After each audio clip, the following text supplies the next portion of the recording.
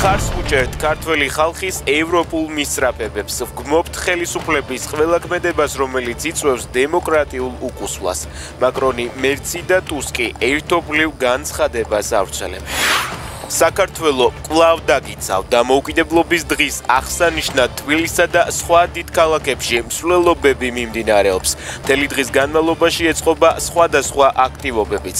პარლამენტის წინ მონტაჟდება სცენა, საიდანაც რუსთაველის გამზირზე შეკრებილ მოქალაქეებს საღამოს საქართველოს მეხუთე პრეზიდენტი მიმართავს. მოქალაქეებმა 1919 წლის 26 მაისის ისტორიული მსვლელობა გააცოცხლეს.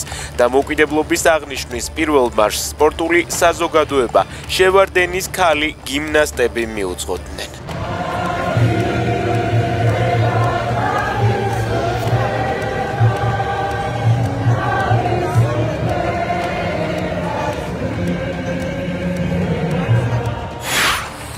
ბრიტანეთმა, საფრანგეთმა, გერმანიამ და ამერიკის შეერთებულმა შტატებმა უკრაინისთვის შორი რადიუსის იარაღის მიწოდებაზე შეზღუდვები მოხსნეს.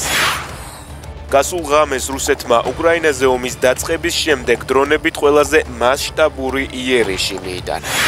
უკრაინაში მებრძოლი გუგა ბერუაშვილი უკრაინის პატრიარქმა წმინდა გიორგის მედლით დააჯილდოვა.